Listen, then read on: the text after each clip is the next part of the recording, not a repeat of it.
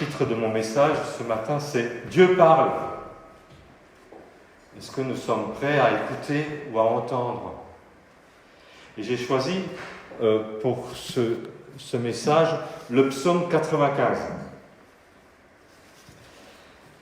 Un psaume étonnant, qui commence avec de magnifiques louanges et qui finit très, très, très bizarrement. Voilà ce qu'on lit au verset 11. Pendant 40 ans, j'eus cette race en dégoût, un peuple dont le cœur s'est égaré, ils ne connaissent pas mes voies. Aussi je jurai dans ma colère, ils n'entreront pas dans mon repos. Alors c'est un texte qui fait allusion à une histoire qui s'est passée il y a 3500 ans. Mais imagine quand même ce peuple choisi, libéré, délivré après 400 années d'esclavage et conduit par la main de Dieu, la main puissante de Dieu dans le désert, de la nourriture qui tombe du ciel, des habits qui ne s'usent pas. Regarde l'état des chaussures après 40 ans. Et malgré cela, a priori,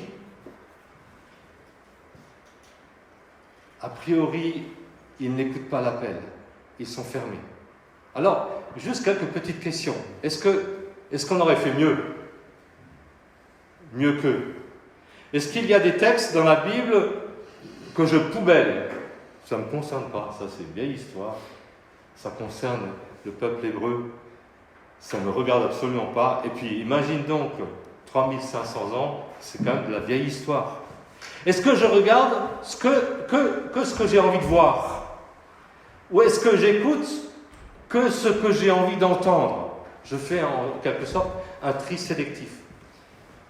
Mais aussi en contrepartie, est-ce que ce matin, mon message est assez clair? Alors on va lire une partie de ce psaume pour commencer, psaume 95. Alors du coup, il faut que je cherche.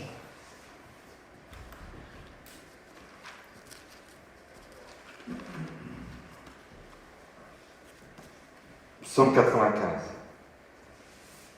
Exhortation à l'adoration. Ça, c'est le titre de mon psaume. Venez, chantons avec allégresse à l'Éternel. Poussons des cris de joie vers le rocher de notre salut. Allons au-devant de lui avec des louanges. Faisons retentir des cantiques en son honneur, car l'Éternel est un grand Dieu. Il est un grand roi au-dessus de tous les dieux. Il tient dans sa main les profondeurs de la terre, et les sommets des montagnes sont à lui. La mer est à lui. C'est lui qui l'a faite. La terre aussi. Ses mains l'ont formée. Venez, prosternons-nous et humilions-nous. Fléchissons le genou devant l'Éternel, notre Créateur, car il est notre Dieu. Et nous sommes le peuple de son troupeau, le troupeau que sa main conduit. Je m'arrête là. Une exhortation magnifique, un encouragement à l'adoration. Le mot hébreu louer, c'est yada. Alors, je ne parle pas et je ne lis pas hébreu, je me sers juste d'un bon dictionnaire et d'une bonne concordance. Et l'ada signifie aussi tirer des flèches. Quand tu loues l'Éternel, tu tires des flèches dans le camp ennemi. Ce mot yada vient de la racine primaire yad, qui signifie main, force, pouvoir. La louange et l'adoration est une force. Je pense souvent à ce passage dans 2 Chroniques 20, c'est l'armée d'Israël, petite armée là, qui se trouve confrontée à un conflit majeur. Il y a trois armées contre eux. Il y a les Moabites et les Ammonites, et puis il y a encore ceux du pays de Séhir. Et ils sont là, première réaction, ils vont prier, ils vont demander au Seigneur, ils vont jeûner et tout. Mais très vite, il y a, la Bible nous dit, une multitude nombreuse. On peut imaginer la peur de ce peuple devant cette armée disposée dans une grande plaine. Et là, le Seigneur leur dit, ce n'est pas votre combat, mais celui de Dieu.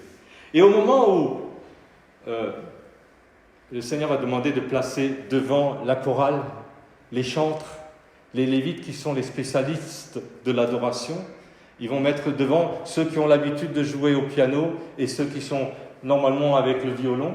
Et puis il va leur dire, vous mettez devant, vous marcherez devant.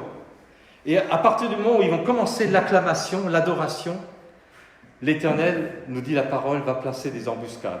Et ces 3 armées vont s'entretuer. On mettra 3 jours pour nettoyer le champ de bataille. Ils appelleront cette plaine la plaine de Beraka, qui veut dire bénédiction. C'est là qu'on a fait le mot baraka en arabe. Bénédiction. Il y a une puissance dans la louange, parce qu'on proclame l'autorité de Jésus. On remporte des victoires dans la louange. La parole est proclamée. Et alors, du coup, on est ouvert à l'Esprit de Dieu. Dans la parole, on lit aussi « Éternel, tu sièges au milieu des louanges d'Israël ». L'adoration aussi pour entrer dans le combat spirituel. J'ai lu un livre qui s'appelle « Ébranler les cieux » de Hannah Mendes. On en reparlera après pour dire qui elle est. Et elle parlait d'un combat spirituel. Pour combattre la louange, pour combattre les esprits de dépression, de découragement, de peur, d'intimidation, de sorcellerie, de magie, de division, de méchanceté, de calomnie. Ébranler les fausses fondations sur lesquelles le monde place sa confiance. Des magnifiques versets qu'on a lus là. Allons, glorifions le Seigneur, acclamons le rocher de notre salut. Nous voulons nous prosterner, nous incliner, ployer les genoux devant l'Éternel. On proclame ce qui est vrai et on proclame la vérité. On proclame des versets bibliques qui viennent fortifier notre foi et qui renforcent notre foi. C'est tout un travail de mise à part par l'intercession, par l'adoration, par la lecture de la parole. Attention de ne pas avoir une adoration sans obéissance, en restant obstinément dans notre refus de pardonner. Je reste comme je suis, je ne change pas. Ces moments de louange nous font entrer dans la présence de Dieu. Et alors qu'on loue le Seigneur, soudainement, Dieu parle. C'est la suite de notre psaume. Chez moi, là, il y a 3 petits points, comme s'il y avait un décalage. Moi, je pense que dans la louange, Dieu parle. Et voilà ce qu'il dit. « Oh, si vous pouviez écouter aujourd'hui sa voix, n'endurcissez pas votre cœur comme à Mériba, comme à la journée de Massa dans le désert, où vos pères me tentèrent, m'éprouvèrent, quoiqu'ils virent mes œuvres. Pendant 40 ans, j'eus cette race en dégoût. Et je dis, c'est un peuple dont le cœur est égaré, ils ne connaissent pas mes voies, aussi je jurerai dans ma colère, ils n'entreront pas dans mon repos. Waouh, quelle différence avec le début! Oh, si seulement aujourd'hui, vous pouviez entendre sa voix. Si seulement aujourd'hui encore, vous écoutiez sa voix. Tout ce passage que je viens de lire là, après les 3 petits points, on le retrouve exactement, intégralement dans la lettre aux Hébreux. Aujourd'hui, puissiez-vous entendre ce qu'il dit. Ne refusez pas de comprendre. Est-ce que je peux refuser d'entendre ou d'écouter? Moi, mon père, quand il était très âgé, il avait un don. C'est quand je lui parlais, il arrivait à ne plus écouter, comme une poste de radio, tu sais, que tu fermes et je pouvais dire ce que je voulais.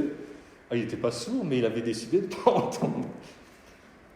Je pense à discuter l'autre fois avec un prof, Jean-Marie, que certains d'entre nous connaissent, et Jean-Marie nous disait, les gens sont tous enfermés dans leur bulle, chacun est dans son « moi j'ai raison ».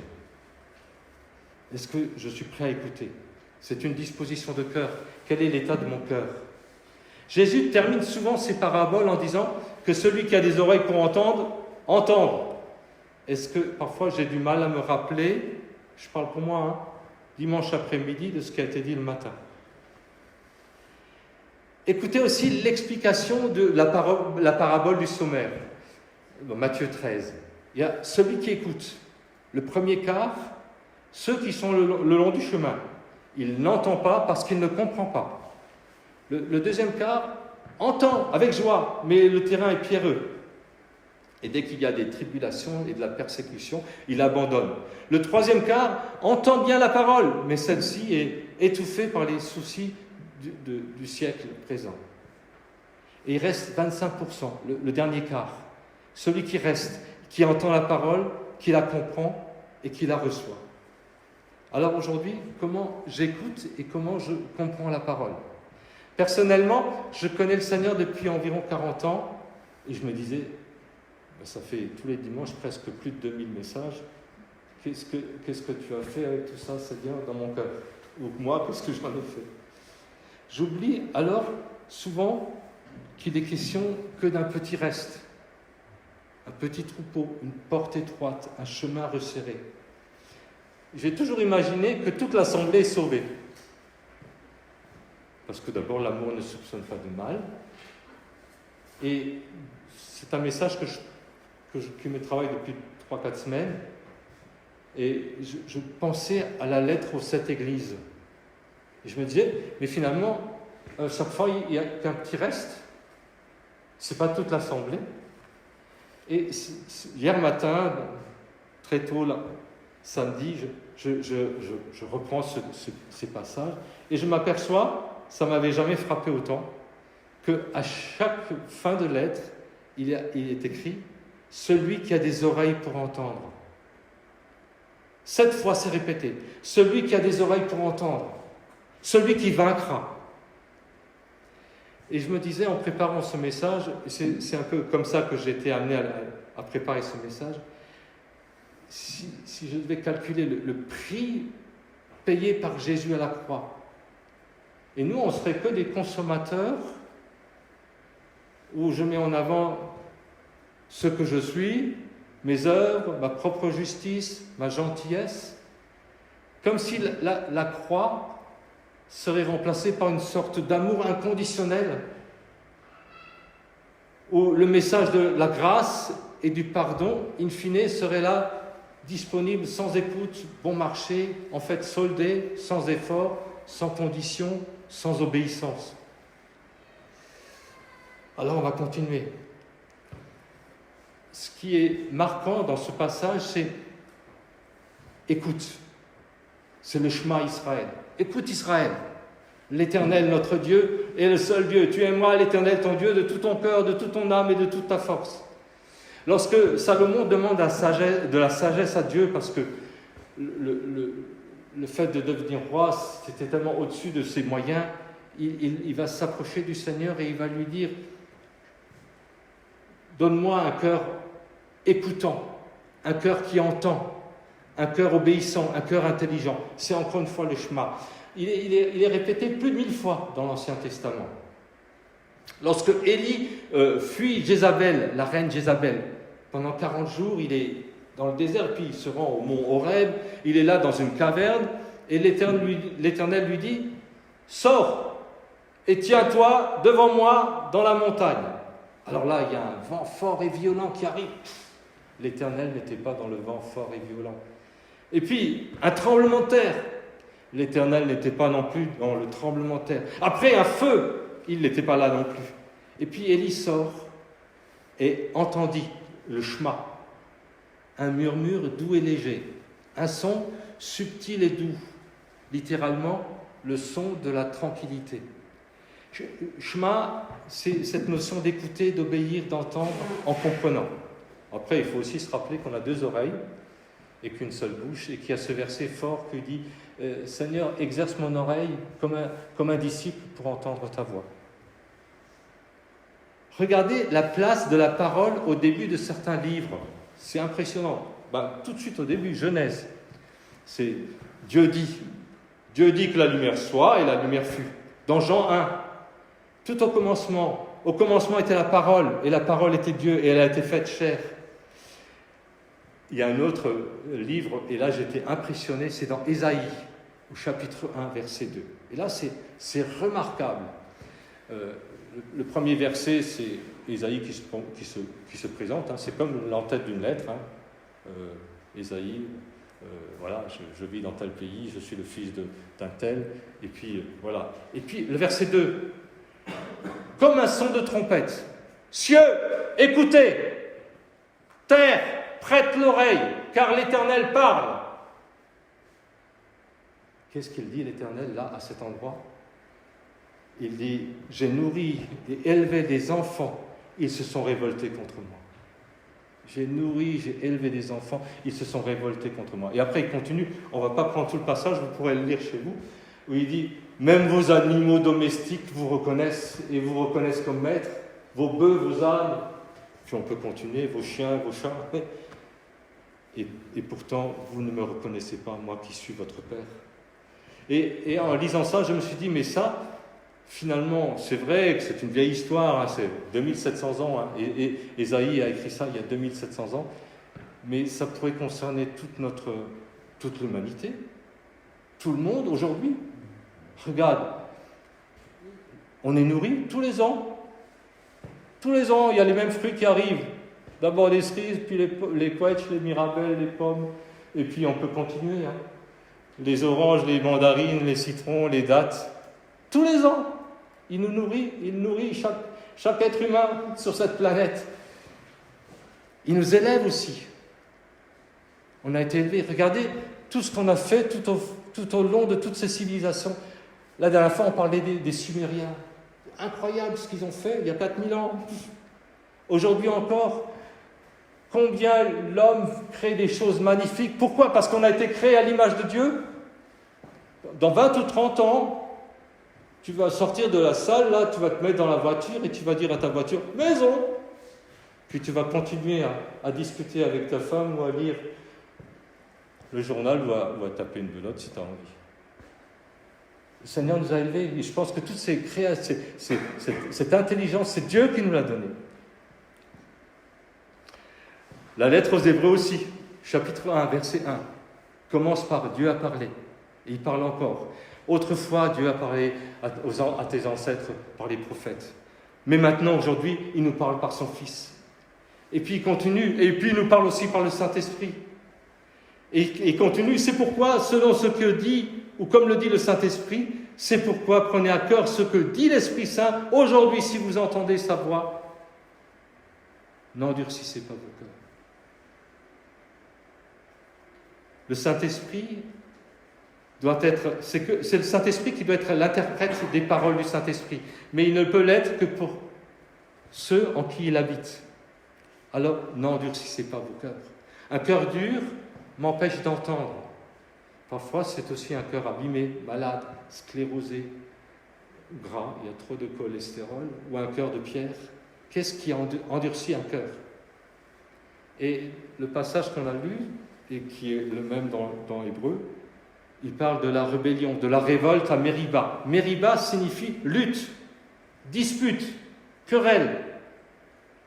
À l'endroit où vos pères me tentèrent et m'éprouvèrent. Quelqu'un a dit, on endurcit son cœur quand on ajourne l'obéissance. Un cœur peut s'endurcir à cause des épreuves, des souffrances. Parfois, c'est le péché des autres dont on est victime. Le rejet, un jugement, de la maltraitance. Et alors, il n'y a qu'une solution, c'est de pardonner.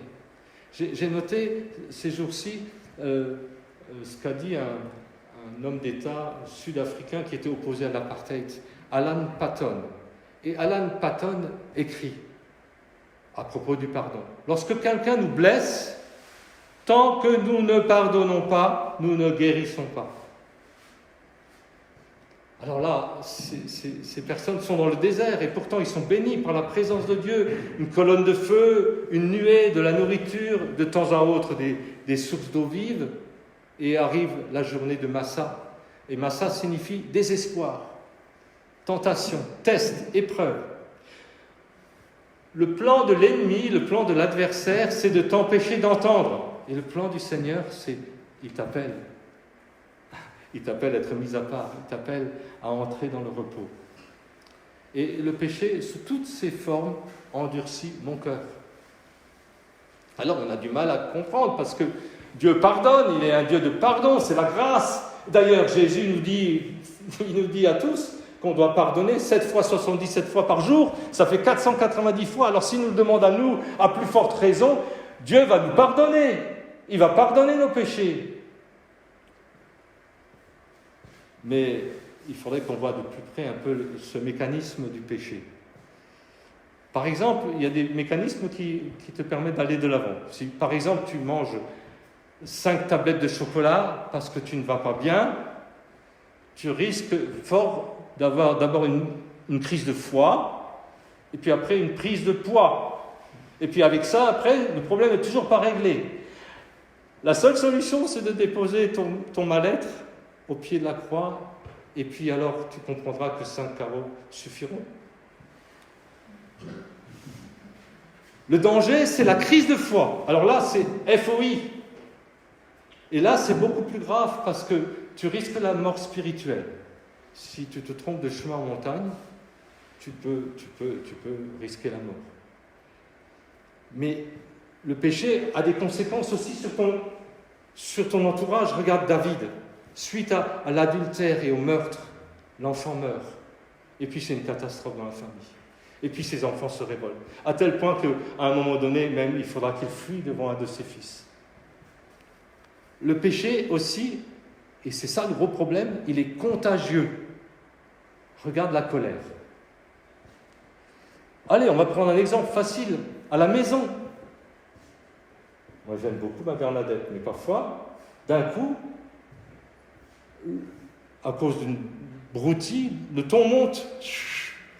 Et puis, on aime bien dire, il y a d'un coup de l'électricité dans l'air. Écoutez, moi, ça m'avait frappé parce qu'on a actuellement le chien de notre fils, et c'est un code-pol, ce boxer, il est toujours collé à nous. Et à cet endroit-là, vous savez ce qu'il a fait ? Moi, je me retire, et il s'est retiré dans sa chambre, sur son paddock, il a dit « Avant que je m'en prenne une, je me mets à l'abri. » C'est le même état d'esprit quand il y a des manifestations, vous avez déjà remarqué ? Comment d'un coup, ils se contaminent les uns les autres, et ils sont tous sûrs d'avoir raison. Et puis ça prend quand on est nombreux comme ça, des proportions incroyables, parce qu'on détruit. Et puis ceux qui sont dans le droit, ils sont aussi pris par cette colère. Ben oui, c'est pas tellement marrant de se prendre un pavé dans la figure, quoi. Le péché est contagieux. Regardez le mensonge. Comment très vite, d'un coup, tu risques de contaminer l'autre. Et puis d'un coup, ça devient une rumeur. Et puis tu vas le propager.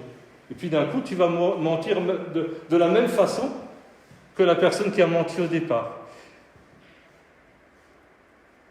La conséquence du péché permet à Satan de s'emparer du territoire qui nous avait été donné au prix du sang de la croix. Vous voulez qu'on continue, que je répète ? La conséquence du péché permet à Satan de s'emparer du territoire qui nous avait été donné au prix du sang de Christ. Et alors l'adversaire vient, et il vient planter un clou dans ton cœur. Moi j'ai plusieurs tailles de clous à la maison, j'ai des tout petits, je ne peux même pas les tenir par la main, il faut prendre une pince, parce que si tu tapes avec le marteau, tu tapes sur les doigts. Mais il y a d'autres clous dans mon atelier. Voilà. Il y a des plus grands clous. Imagine ce clou-là dans ton cœur. Alors, à un moment donné, l'adversaire va toquer à la porte et puis tu vas dire « Eh oh, moi, je suis né de nouveau, je suis rempli d'esprit, tu n'as rien à faire ici. » Puis l'adversaire va pouvoir te dire « Si là, il y a quelque chose qui m'appartient. » J'ai juste accroché mon chapeau ou mon manteau à cet endroit-là. C'est là qu'on parle après de lien, de forteresse, de géant, même peut-être de possession. C'est un clou de charpentier, c'est là qu'il faut l'amener. Christ a payé le prix.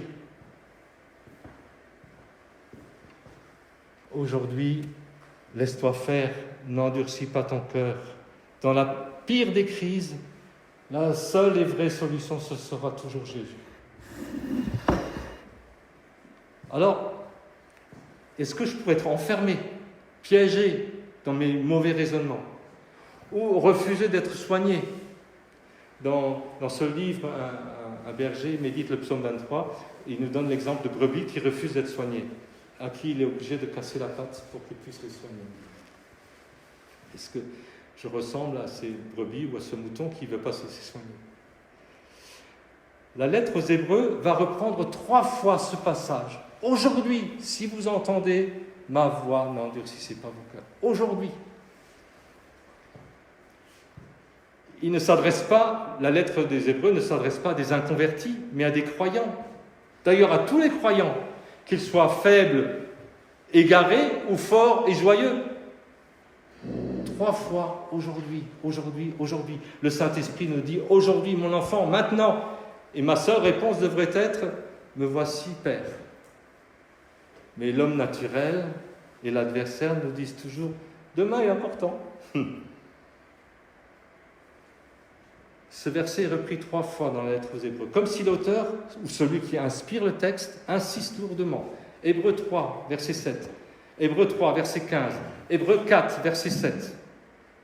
Et à la 3e reprise, l'auteur de la lettre précise « Encore une dernière fois, je le répète, tu as encore une occasion d'entendre ma voix aujourd'hui. » Est-ce que vous avez déjà remarqué qu'on a tellement de facilité de penser à tout à l'heure, à ce qu'on va faire, dire, cuisiner, qu'est-ce qu'on va faire cet après-midi, et qu'on a souvent du mal à se concentrer sur le moment présent, la minute qui passe, là, maintenant.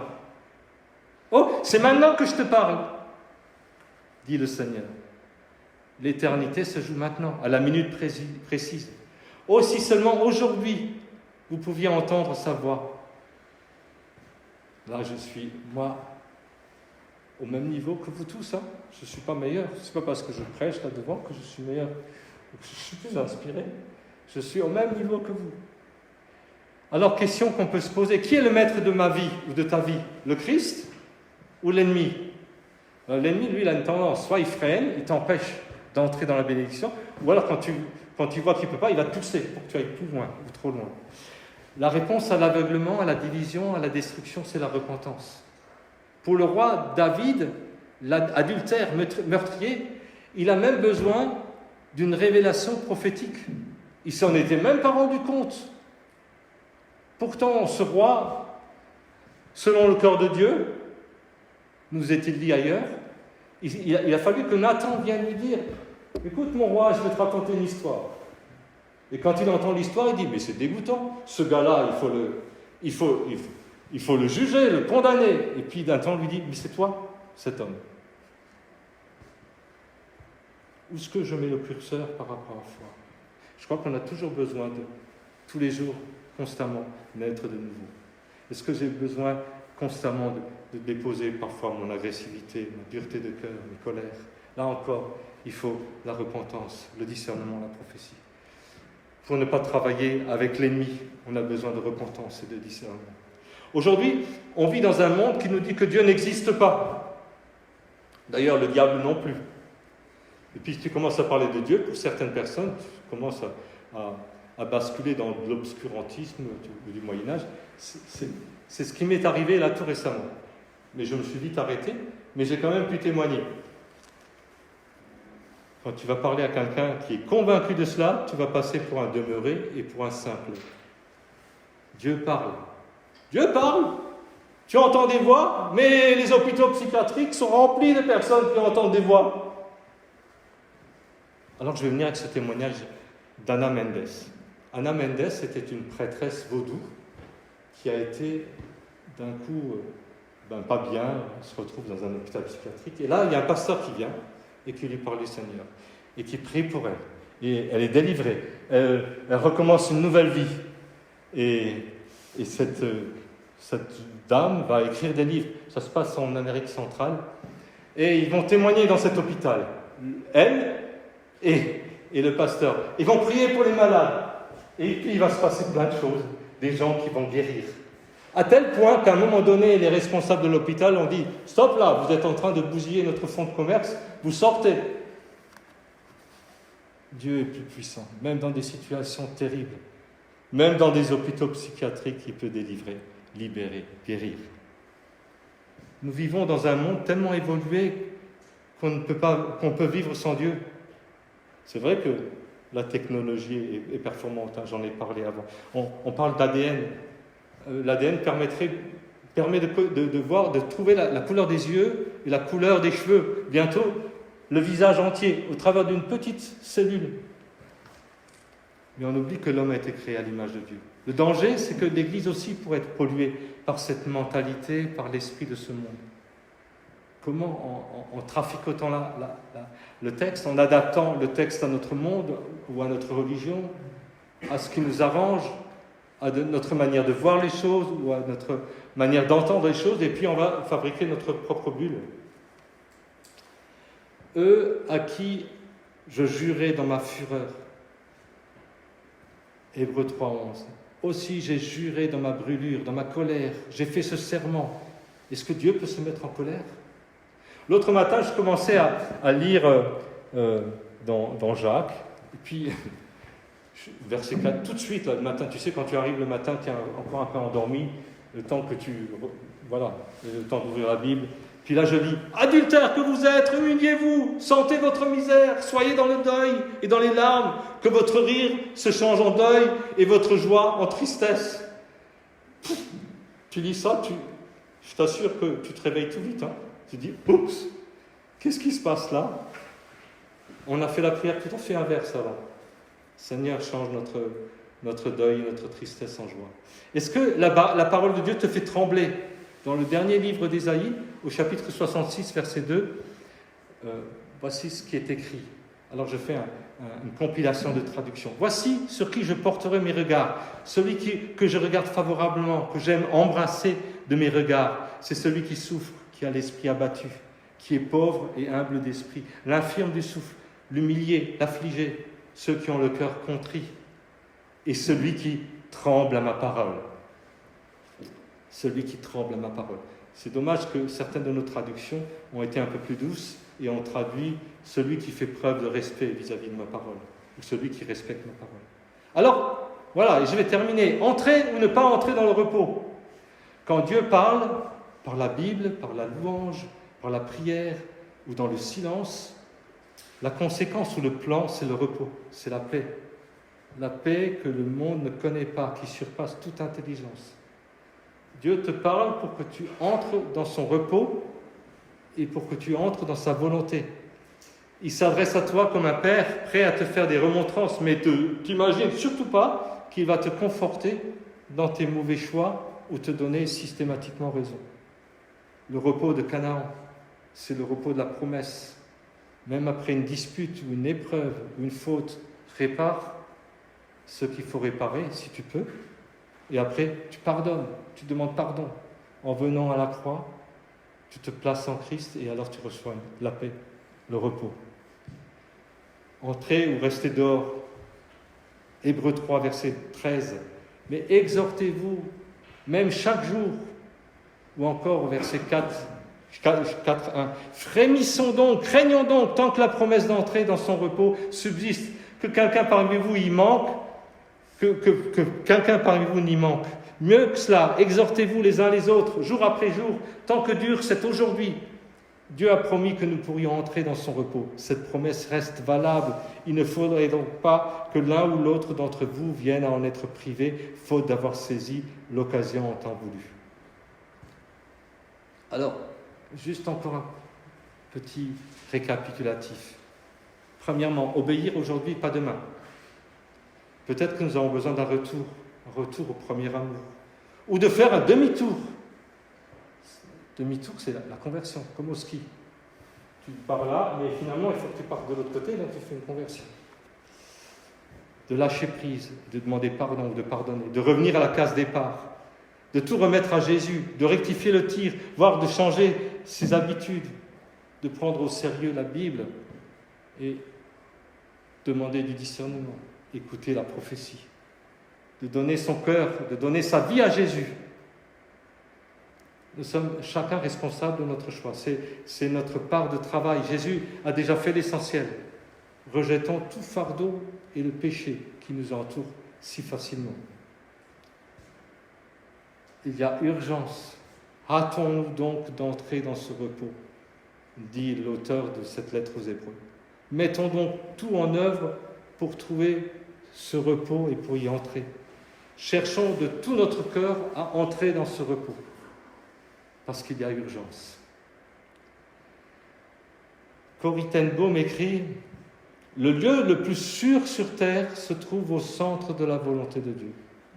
Le lieu le plus dangereux est en dehors de cette volonté. »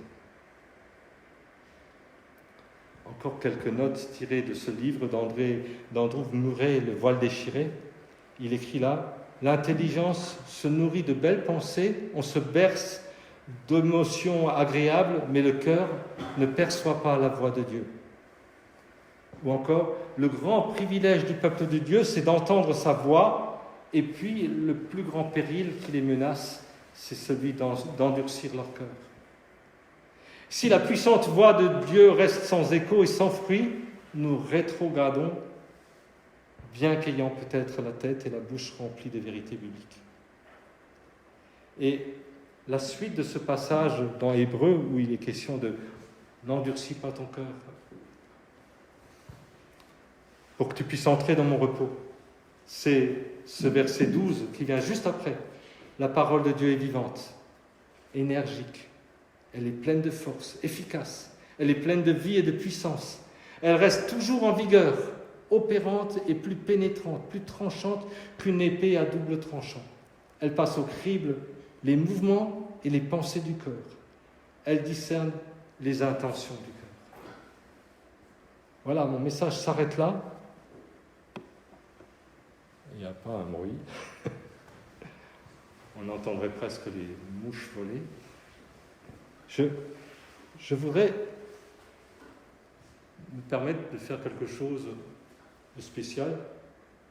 Peut-être que ce sera un exercice de funambule. Je vais vous raconter une histoire. Et j'ai besoin de demander pardon.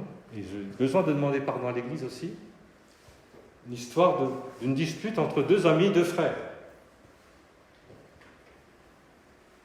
C'est dommage parce qu'au fil de la marche, ils ne sont plus tellement amis et plus tellement frères. Alors, je te demande pardon.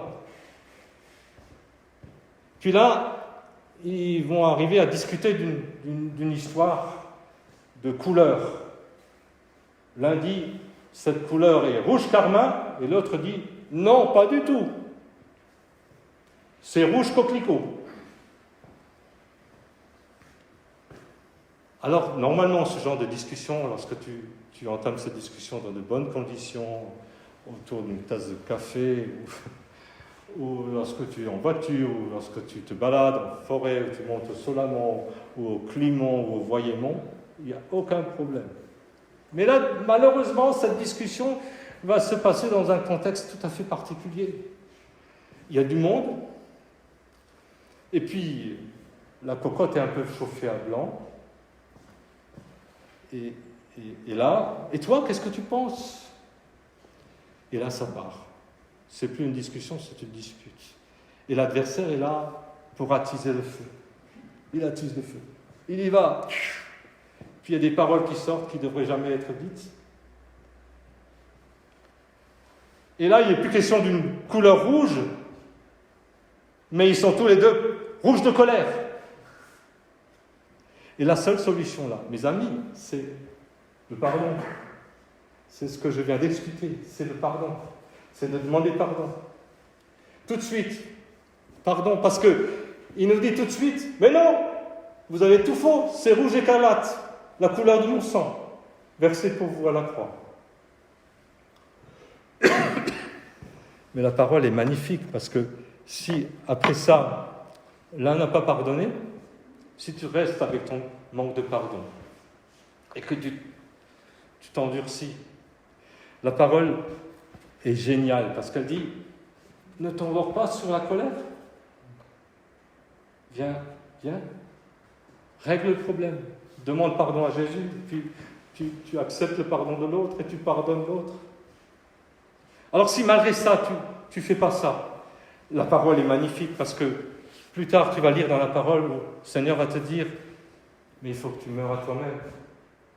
Il faut que tu puisses dire « Ce n'est plus moi qui vis, mais c'est Christ qui vit en moi. » Mes amis, je crois qu'on a tous besoin de ça, tout au long de notre marche, chacun.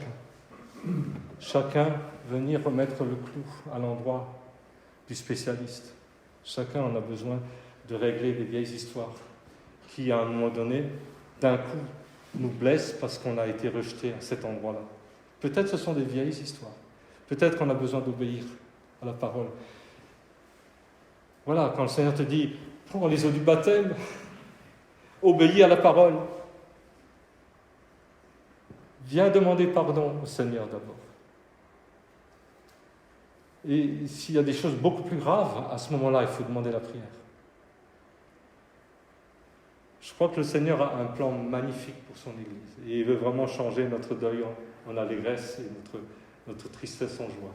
Et il veut que nous rentrions dans un parfait repos, dans une paix parfaite, dans des conflits. Et les conflits, parfois, nous aident à aller de l'avant et à régler les problèmes. Est-ce que vous voulez bien prier avec moi maintenant? Si quelqu'un a besoin de prière, il peut lever la main. Jean-Jacques priera alors pour vous. Pas moi, l'autre Jean-Jacques.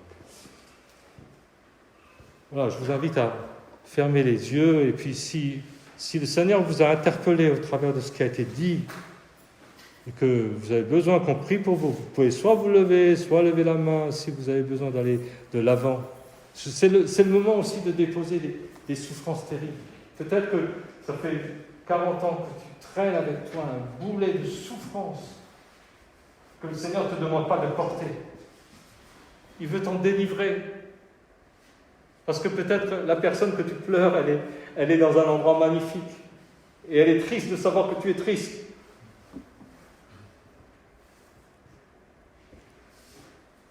Peut-être que c'est aussi le moment de mettre ta situation claire. Peut-être le moment où il faut demander pardon pour la situation dans laquelle tu vis. Et je m'adresse à ceux qui regarderont ou qui écouteront ce message sur la toile. Le Seigneur veut te bénir. Il veut te bénir, il veut te guérir, il veut te restaurer. C'est lui qui a tout accompli à la croix. Et Seigneur, c'est à cause de nos stupides disputes et peccadilles, des choses qui sont peanuts à côté de l'éternité, et à côté de ça, Seigneur, c'est toi qui as porté ces choses à la croix. Seigneur, merci de nous bénir chacun. Merci de bénir ta parole. C'est ta parole, c'est pas la mienne. Moi, je ne suis pas important. C'est toi qui es important. Parce que c'est toi qui es la solution. Sois glorifié dans chacune de nos vies, Seigneur. Amen.